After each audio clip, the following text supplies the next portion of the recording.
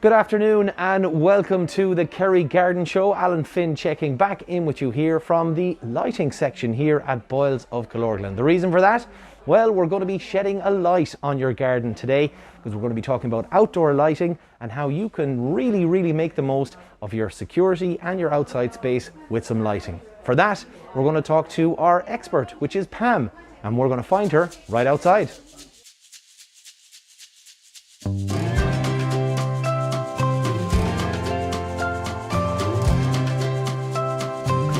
Okay, so we're here in Boyles of Killorglin with Pam, their lighting consultant. How are we doing, Pam? Fantastic, Alan. Thank you for having me here today. Great stuff. So you're here to shine a light on everything this morning. Well, we hope so anyway. Give some of the listeners and the viewers something interesting to look at, some information tips, and hopefully to just make their gardens just shine a light up for the rest of the year. Brilliant, brilliant. So listen, it has been a huge thing. It's been a massive trend in the last 18 months. Everyone's out in their garden a lot more and they've extended it out, so it's nearly like an outside room. So you're here to kind of give us some tips and show us some great products available here at Boyles that could help illuminate their outdoor room. So let's start with people who've kind of got your area outside the back door, and we've got our thing. So as the summer kind of starts to finish and it gets a little darker, we look to kind of have some light. So what sort of things have we got here to kind of brighten up the areas just outside the door? Okay, so I suppose what we have is usually people have incorporated their decking outside, or they've got some sort of a patio area. Now the thing is, they may not have had the foresight to run cables outside. So if they don't, then some fantastic things to use would be some solar lighting. So you've still got the sun that's there, that's coming in to generate it, and you can have these set up outside in the garden without having to have the power that's there. Another thing to be able to use, huge this year, are your festoon lighting. So your festoon lighting are great. So they come in different sizes, different colours, they're interconnectable, and they're a cool product in that, not just for the summer, but I mean, they're great to use afterwards for children's birthday parties and things like that. Anything that you're having outside, or when it comes to Christmas, and you know, a lot of people want to illuminate up your trees that are outside your house and things like that. Like these guys you're looking at are like 13 meters long. You can have them connected twice, that's 26 meters. So that's great for decorating along your driveways, outside on your decking, or again on your trees. So that you can actually interlink them. Correct. Oh, correct. Okay, so they're linked. So for people who are also just listening on the radio, they're literally like string lights. String lights, but they're specifically made for outdoors. So for that, it is Ireland, Pam. So because of all that, we do need to worry about them getting wet. So how are they fixed for that? What do they need to look for? Fine. Well, I suppose the science bit, as they say, is your IP rating. So, IP rating, okay. Yeah, your IP rating is, people will be familiar with IP rating in a bathroom, that IP44 is what's in a bathroom. You have to outstep that when it goes to the garden, and you've got to be IP65, and they are IP65. Okay. So it means that the rain can come directly down on them. You can actually power hose them if you want them. Oh, right, okay. So, and the bulbs themselves, they're not glass, they're plastic. So, and they're completely sealed, so there's no water or anything getting into them, and you can have them as clear white, or you can have them as coloured and things like that.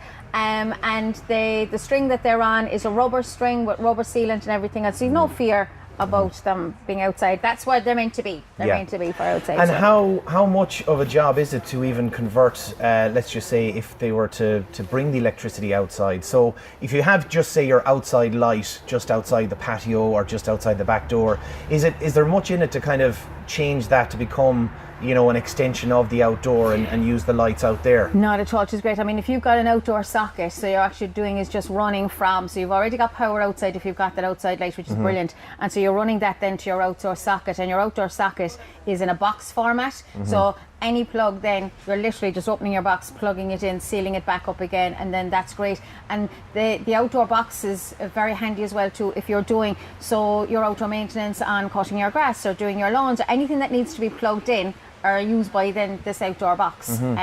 Again, then, which will run any of your light fittings as well too. Excellent, excellent.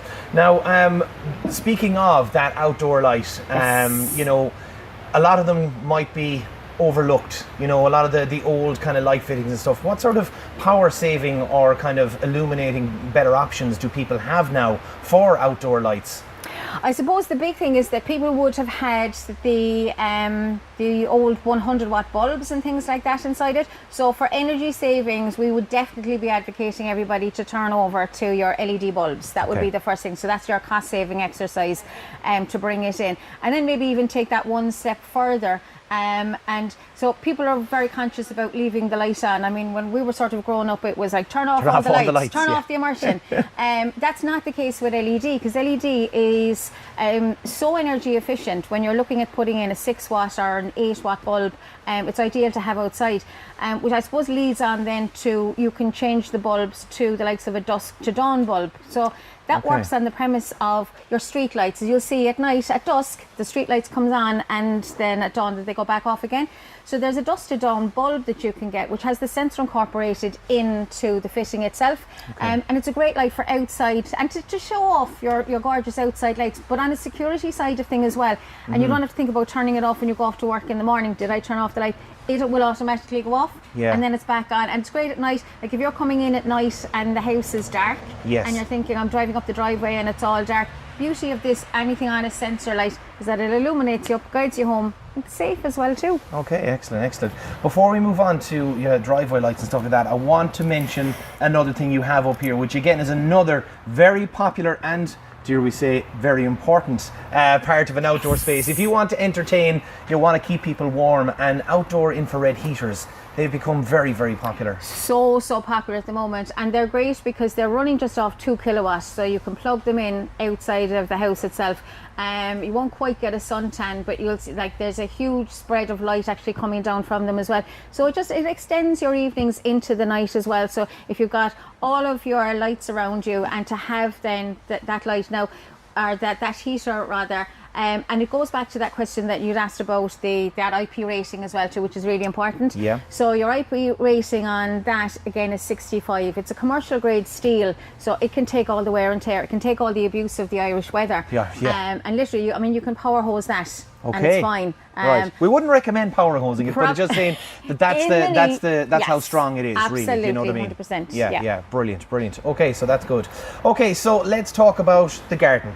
So we have our pathways, maybe they could be lit up, or our driveways, or even our flower beds again that we've put a lot of effort in over the last couple of months, and people, as you said, they want to show them off, even though it's a little bit darker. So what sort of options do we have for them? So I suppose what we've got is you've got your entrance that would be coming into your driveway, and the first thing to do is we're going to light up the entrance itself, and just to decide at that point whether or not you're going to put a sensor light on that, and then to light up your driveway lights as you're going up the driveway. A little trick as well too, when actually putting the bollards in position up your driveway as well, is to alternate them. Otherwise it just sort of avoids having that I'm arriving in at an airline and I'm landing in Kerry. Make sure no flights from Kerry get distracted and end up landing on your driveway. Absolutely. So it guides you up through it, and then you've got your beautiful flower beds and your beautiful trees and everything else that you want to light up inside there. So what you can do is you can put in your little floodlights, which is one option that would be there, and they generally come on a spike. So with directional heads on them. So as the plant itself grows, the fitting, you can actually adjust the light as well then to go up onto it. They can illuminate your big lights or your big trees that would be on the front of your house. And then it runs on to the option of having something that will be colour changing. So you've got your beautiful statement tree, or your beautiful lights coming up with your driveway, and then you've got your options of changing those complete colours to a red for Christmas, a green for Patrick's Day, an orange for Halloween, and these things can be got in a tiny little 10 watt, which is just your little small fitting itself, which could actually light up your driveway itself, and then the bigger ones could illuminate the house, the back of the house, or your trees themselves. Is there a lot of planning involved, Pamela? Is that a big thing that people need to kind of plan these things a bit? It is, Alan, and this is the thing that I would be advocating anybody at the moment that's think far ahead, think down for Christmas, think about the dark nights that are coming, and what you need to be doing is you need to be running your what's called your SWA cable if you're running your lights outside of your house. And think it makes sense to do it now when it's dry, to run your cabling outside and have it there. And even if somebody is doing a new build or anything like that, and they're thinking down the line, it's like run out your cables now and have them there in place, and then once they're in place then you can coordinate your planning. So it's very important to sit down, think about how you're actually going to utilise the garden, and then where you want to lay it. It's the same as laying out all your plants and your shrubs. Have a garden plan, have it drawn up, and we can give you all the help and advice with that, actually laying out and how to actually to lay the garden out. So you can bring in pictures of what the garden looks like now, and we can work out a plan as to what would actually suit best with the plants and the shrubs, and also with the lighting, and which makes it, you know, to make the best of the garden. Absolutely, you're coordinating and bringing kind of everything in together as well too. So that's a massive thing. So there's solar options as well too that you have. You have solar LEDs. Great, and especially with the decking, if you've got no power inside in your decking at the moment and you want to use it. So you've got what people would be familiar with, which would be decking lights, but in actual fact they're actually solar decking lights. So this is the recessed one? Yes, so, or you can actually sit it into the grass.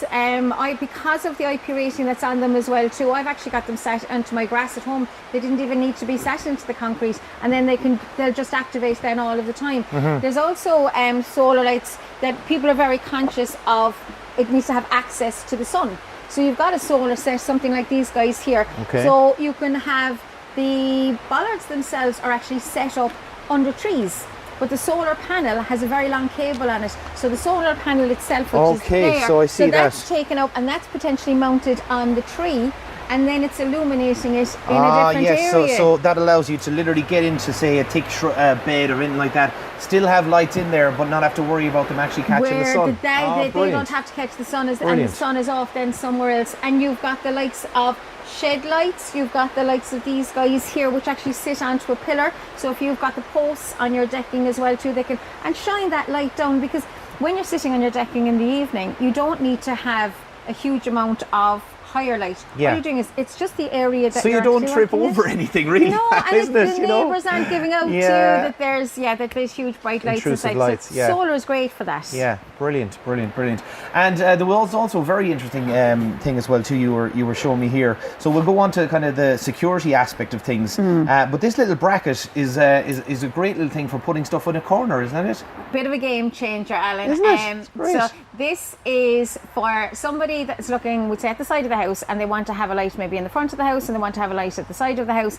The idea of the corner bracket is you mount the corner bracket literally onto the corner of the house, and then the fitting itself then fits onto that. So it's giving light onto both sides of the house. Which is a big thing, Which is a great thing. And we also looked at it as potentially as a hanging basket. Yeah, we were just talking about that you could hang a basket or a nice Actually, the selection. base of the basket itself Over can the summer. actually be connected onto that again, so you'd actually have that corner light onto it. Because it's huge. I mean, on the security side of things, which we'd be very conscious of as well too, is to be able to have access and have that lighting all the way around the house, not just in certain areas, so there's no dark areas then of the house. And of course that is the final kind of important aspect, as you say, of lighting is for security. So the sensor lights, your LED lights that can kind of shine up on the house and kind of can all come on, they're very important to people, especially who live in rural areas.